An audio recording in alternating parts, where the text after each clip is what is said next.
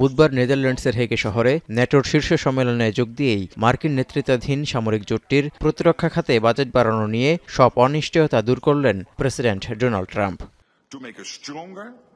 প্রথমে স্পেনের সম্মতি না থাকলেও ট্রাম্পের চাপে ব্যয় বাড়ানোর বিষয়ে শেষ পর্যন্ত ঐক্যমতে পৌঁছায় সব সদস্য রাষ্ট্র।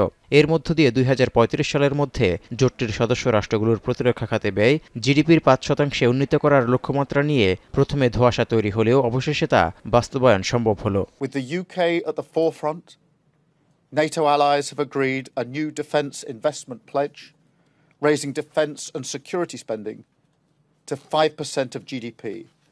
By 2035. কেসারের শেকড় থেকে শিখরে।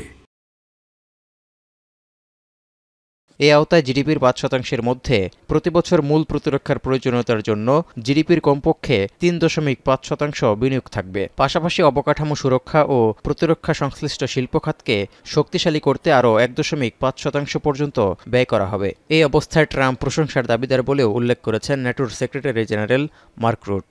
America is committed to NATO. He affirmed it again today in no uncertain terms.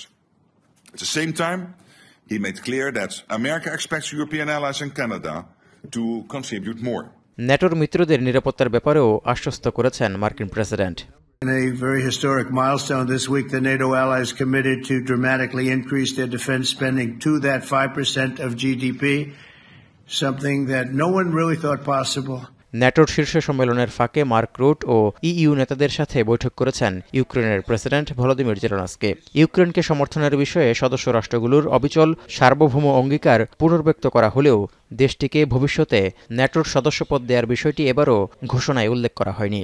আর মার্কিন প্রেসিডেন্ট ট্রাম্প রাশিয়া ইউক্রেন যুদ্ধবিরতি অর্জনে কাজ করার প্রতিশ্রুতিও পুনর্ব্যক্ত করেছেন।